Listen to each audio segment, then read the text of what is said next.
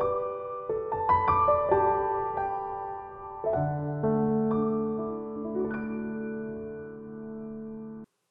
Everyone, मैं doctor Pankaj हंस हूँ। मैं एक एडवांस लेप्रोस्कोपिक जीआई और पीडियाट्रिक सर्जन हूँ। तो आज हम बात करेंगे हर्निया के बारे में कि हर्निया क्या होता है, इसके सिम्टम्स क्या होते हैं, ये किस कारणों से बनता है और इसका ट्रीटमेंट क्या होता है, और इन केस अगर हम इसका ट्रीटमेंट नहीं कराते हैं तो उससे क्या क्या नुकसान हो सकते हैं। तो सबसे पहले जानते हैं कि हर्निया होता क्या है। हर्निया, जब भी हम हर्निया का नाम लेते हैं तो यूजुअली हम एब्डोमिनल वॉल हर्निया के बारे में बात करते हैं। अदरवाइज हर्निया इंटरनल हर्नियाज भी होते हैं, लेकिन आज जो हम बात करेंगे वो हम external hernias, abdominal wall hernias के बारे में बात करेंगे। एब्डोमिनल वॉल का मतलब है कि वो दीवार जिससे कि हमारे एब्डोमेन की वॉल बनी होती है, और यूजुअली इसमें कोई गैप्स नहीं होते हैं, और गैप्स जो होते हैं वो नेचुरल गैप्स होते हैं जिसके थ्रू कोई ना कोई स्ट्रक्चर जो है एब्डोमिनल कैविटी से नीचे की तरफ आता है या उस ऑर्गन की सप्लाई जो है उन गैप्स के थ्रू जाती है। अब इस एब्डोमिनल वॉल हर्निया में यूजुअली 4 तरह के हर्निया आते हैं।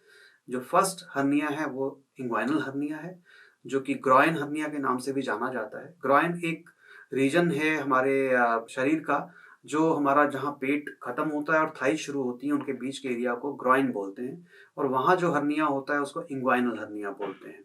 ये हर्निया यूजुअली मेल्स में ज़्यादा कॉमन होता है, और इसमें यूजुअली राइट साइड जो है ज़्यादा इफेक्टेड होती है। और सेकंड जो कॉमन हर्निया होता है वो अम्बिलाइकल हर्निया होता है। यूजुअली जो अम्बलाइकस के अंदर स्कार, जो नॉर्मल हीलिंग स्कार टिश्यू होता है, अगर वो वीक हो जाए तो उसमें जो हर्निया बनता है वो अम्बिलाइकल हर्निया बनता है, या अम्बलाइकल के आसपास जो हर्निया होते हैं उसे पैरा अम्बलाइकल हर्निया कहते हैं। कुछ हर्निया अम्बलाइकस से ऊपर की तरफ भी बनते हैं जिनको एपिगैस्ट्रिक हर्निया कहते हैं। ये हर्निया जो है वो ये एब्डोमिनल वॉल हर्निया है। कभी कभी कुछ हर्निया जो है वो किसी सर्जरी, जो पेट में कोई बड़ी सर्जरी हुई हो, ओपन सर्जरी हुई हो, उसमें जो स्कार है उसकी वीकनेस की वजह से जो बने उनको इंसिजनल हर्निया कहते हैं। तो बेसिकली ये 3-4 तरह की हर्नियाज हैं जो एब्डोमिनल वॉल हर्निया है, जिसके बारे में आज हम बात करने वाले हैं। दोस्तों, हर्निया का क्या कारण है, क्यों बनता है?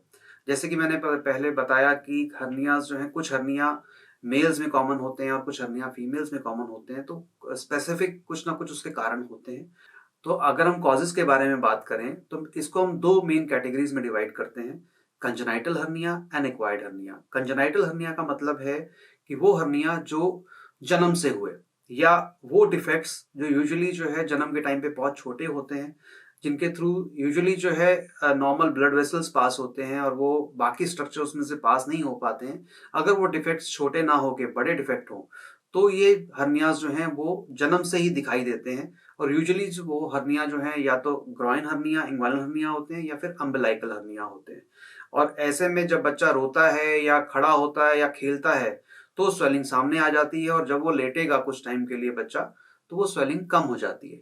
एक्वायर्ड हर्नियाज भी जो है, वो एक्वायर्ड का मतलब है कि जो लेटर स्टेज ऑफ लाइफ पे हुए, यंग एज से शुरू हो गए, एडल्ट्स में हुए या ओल्ड एज में हुए, these are all acquired hernias. इसमें inguinal hernia, umbilical hernia, paraumbilical hernia and epigastric hernias जो मेन हर्निया आते हैं। इनके होने के कारण जो है वो, जब भी हम कोई ऐसा काम करें जिससे कि पेट पे प्रेशर पड़े या कुछ अन्य कारणों से पेट के अंदर का प्रेशर जो है राइज हो जाए, मान लीजिए कि हमने कोई हैवी वेट उठाया, उससे जो है पेट का प्रेशर बढ़ा, या मान लीजिए कि किसी को बहुत लंबे समय तक खांसी हो रही है या कॉन्स्टिपेशन है, या जिसको पेट में कोई पानी भर गया है, या पेट में कोई ऐसा ट्यूमर है जिसकी वजह से पेट पे प्रेशर आ रहा है, या हमारा कुछ काम ऐसा है जिसमें हम बहुत भारी वजन उठाते हैं या जिमिंग करते हैं, या वो लोग जिनमें मोटापा ज़्यादा है, या फिर प्रेगनेंसी के टाइम पे फीमेल्स में पेट पे बहुत ज़्यादा वेट होता है और उसमें अम्बलाइकस जो है वो प्रोट्यूब कर जाती है बाहर की तरफ। तो ये कुछ कारण हैं जिन जिन कारणों से हर्निया बनते हैं, तो जिसमें इंग्वाइनल हर्निया, अम्बलाइकल हर्निया होने के चांसेस ज़्यादा होते हैं। फिर कुछ हर्नियाज जो हैं वो इंसिजनल हर्निया, जैसे मैंने आपको बताया, वो प्रीवियस सर्जरी स्कार के वीकनेस की वजह से बनते हैं, जिनको हम इंसिजनल हर्निया कहते हैं। तो ये तो हुए कॉजेज। अब हम बात करते हैं कि हर्निया के सिम्टम्स क्या होते हैं। सिम्टम्स बड़े वेरिएबल हैं। हर्निया जो है एक प्रोग्रेसिव डिजीज है। प्रोग्रेसिव का मतलब है ये बढ़ने वाली डिजीज है। कुछ लोगों में तो ये डिजीज कई साल तक सिमिलर स्टेज पे रहती है और बहुत स्लोली प्रोग्रेस करती है, लेकिन कुछ लोगों में ये जब भी आते हैं, हर्निया डेवलप होते हैं, उसी समय ही पेन होता है और उसी समय ही उनको कोई ना कोई कॉम्प्लिकेशन होती है। तो उसके सिम्टम्स में पेन होना, ड्रैगिंग सेंसेशन होना, क्योंकि हर्निया क्या है? हर्निया एक जो कैविटी है, मान लीजिए हमारा पेट एक कैविटी है, उसमें जो ऑर्गन्स हैं वो इंटेस्टाइन है, या जो इंटेस्टाइन के ऊपर का फैट होता है जिसको हम ओमेंटम बोलते हैं, वो एब्डोमेन के अंदर रहने के लिए ही है। अब अगर कहीं कोई वीकनेस हो जाए, मान लीजिए हमारा अम्बिलिकल स्कार जो है वीक हो गया, या ग्रोइन एरिया में कोई वीकनेस आ गई, अगर हमने कोई वजन उठाया तो सडन जो है वो मेम्ब्रेन्स जो वहाँ की हैं, मसल जो है उसमें गैप डेवलप हुआ, और वो एक अलग से एक गैप डेवलप जो हुआ है उसमें इंटेस्टाइन जो है आके अटक गई। तो अगर उसमें इंटेस्टाइन आके अटक गई है और अगर वो वापस चली गई है तो इसको रिड्यूसिबल हर्निया कहते हैं। यूजुअली ये जो स्टेज है वो जो है उतना पेनफुल नहीं होती है, बस वे स्वेलिंग के साथ ही प्रेजेंट करते हैं। लोग कहते हैं कि जब मैं खड़ा होता हूँ या कोई वजन उठाता हूँ या खांसी करता हूँ तो उस समय वहां पे स्वेलिंग आ जाती है, लेकिन जब मैं लेटता हूँ तो स्वेलिंग चली जाती है। तो ऐसे हर्नियाज को हम रिड्यूसिबल हर्निया कहते हैं। लेकिन क्योंकि ये प्रोग्रेसिव डिजीज है तो ऐसा हमेशा नहीं होगा कि जो स्वेलिंग आई वो वापस रिड्यूस हमेशा ही हो जाए। ऐसे केस में जब इरिड्यूसिबल वो स्वेलिंग हो जाती है तो वो डिपेंड करता है कि वहां उस स्वेलिंग में कंटेंट क्या है। मान लीजिए उसके कंटेंट जो है हमारे इंटेस्टाइन है, मान लो हमारी आंतें उसके अंदर आई हैं और वो आई और उसमें आके फंस गई, तो आंत अगर उसमें फंस जाएगी तो उस समय पेशेंट को वॉमिटिंग होना, पेट में दर्द होना, बहुत मरोड़ के साथ पेट में दर्द होगा और उसका गैस पास होना या मोशन होना बंद हो जाएगा। ये बहुत ही डिफिकल्ट सिचुएशन होती है और अगर ये सिचुएशन जल्दी रिजॉल्व नहीं की जाए तो जो आंतें उसमें फंसी हुई हैं तो उनके सड़ने का भी डर होता है, क्योंकि जो आंत फंसी है उसके साथ साथ उसकी ब्लड सप्लाई भी अंदर गई है, वो भी कंस्ट्रिक्ट हुई है, जिसकी वजह से जो आंत फंसी है उसका काला होना और सड़ना हो जाता है। और उस समय पेशेंट को काफी टॉक्सिक सिम्टम्स आ सकते हैं और कभी कभी उस आंत को काटना भी पड़ता है। और जो ट्रीटमेंट बहुत इजीली हो सकता है और डिजीज इजीली क्योरेबल होती है, उस समय जो है वो लाइफ का रिस्क भी हो जाता है। अगर हम बात करें इसके ट्रीटमेंट के बारे में तो hernia is a surgical disease. Hernia का जहां तक मेरी समझ है और जहां तक हम पढ़े हैं, इसमें कोई भी मेडिकल ट्रीटमेंट नहीं होता है, क्योंकि हर्निया जो है वो एक गैप है, वो एक डिफेक्ट है। अगर कहीं कोई डिफेक्ट हो जाए, मान लीजिए कहीं कोई कपड़ा फट जाए या कहीं दीवार में कोई छेद हो जाए, तो आप उस पे मेडिसिन देके या कुछ मतलब दवाई छिड़क के उसको सही नहीं कर सकते। आपको कहीं ना कहीं उस गैप को भरना पड़ेगा, या तो आपको उसमें टाँके लगाने पड़ेंगे या आपको उसे किसी ना किसी पैच से भरना पड़ेगा, तभी ही वो गैप जो है या डिफेक्ट जो है वो कवर हो सकता है। सेम चीज ही हर्निया के साथ होती है। जो हर्निया है वो जो डिफेक्ट बना उसको हमें या तो ओपन सर्जरी करके उसको कवर करना पड़ता है या फिर लैप्रोस्कोपिक सर्जरी करके कवर करना पड़ता है। अब हर्निया के करने के जैसे मैंने अभी बताया कि दो मेन तरीके होते हैं।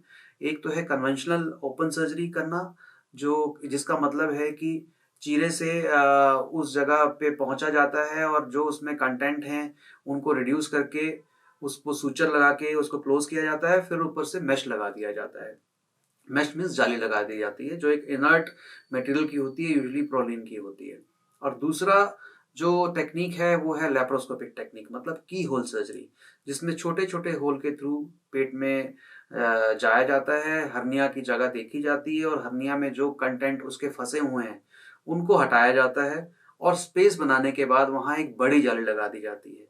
और डिपेंड करता है कि हर्निया हम किस जगह का ट्रीट कर रहे हैं। अगर वो ग्रॉइन हर्निया हम ट्रीट कर रहे हैं तो उसमें 3 छोटे छोटे छेद होते हैं नाभि के पास ही, और उसके थ्रू ही जाके हम ये हर्निया जो जो कंटेंट है उनको रिड्यूस करते हैं और एक बड़ी जाली लगाते हैं, जिससे ना केवल इंग्वाइनल हर्निया ट्रीट होता है बल्कि आने वाले टाइम में अगर उनको कहीं और भी हर्निया होने वाला हो उस एरिया में तो वो भी क्योर हो जाते हैं।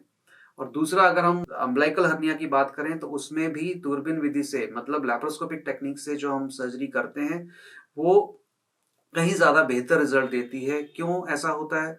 क्योंकि उसमें होल छोटे होते हैं, होल छोटे होने की वजह से पेशेंट को पेन कम होता है, उनका अर्ली मोबिलाइजेशन होता है, चलना फिरना जल्दी हो जाता है। इन्फेक्शन के चांसेस, क्योंकि सर्जरी जो है वो उसके स्कार छोटे हैं तो उसमें इन्फेक्शन के चांसेस कम होते हैं और हीलिंग भी बेटर होती है।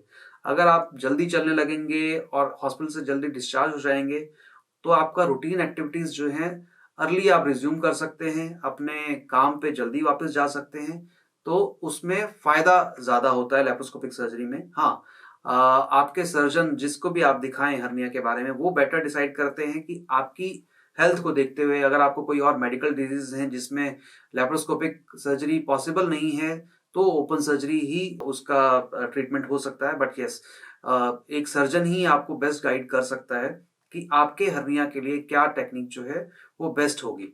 अब हम बात करें कि यूजुअली लोग मुझसे पूछते हैं कि डॉक्टर साहब, हर्निया अगर आप करेंगे, सर्जरी करेंगे, तो क्या मैं कभी खेल नहीं पाऊंगा या कभी मैं वॉक नहीं कर पाऊंगा, रनिंग नहीं कर पाऊंगा?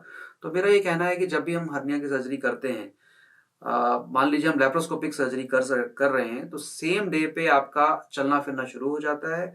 मोस्ट ऑफ द पेशेंट जो है विद इन 24 आवर्स डिस्चार्ज होके घर चले जाते हैं और 2-3 दिन के अंदर ही आपका पेन इतना कम हो चुका होता है कि आप अपनी रूटीन एक्टिविटीज जो है रिज्यूम कर लेते हैं और most of the patient 4-5 days में अपने वर्क पे वापस चले जाते हैं। हम उनको एक बार वापस बुलाते हैं आफ्टर अ वीक, ताकि हम उनके सूचर्स देख लें और इन केस सूचर्स जो हैं वो निकलने वाले हैं तो हम उनको निकाल देते हैं सूचर्स को, और उसके बाद यूजुअली फॉलोअप की जरूरत नहीं पड़ती है। जब भी हम हर्निया करते हैं तो हम आपको कुछ इंस्ट्रक्शंस देते हैं। वो इंस्ट्रक्शंस जो हैं वो ये होती है कि आपको बहुत हैवी वेट इमीडिएटली नहीं उठाना होता है। आप रूटीन अपनी एक्टिविटीज धीरे धीरे करके शुरू करते हैं, फिर आपकी वॉक शुरू होती है, आपका काम पे जाना शुरू होता है। ड्राइविंग आप आफ्टर अ वीक रिज्यूम कर सकते हैं, जो कि आपके लिए सेफ होता है।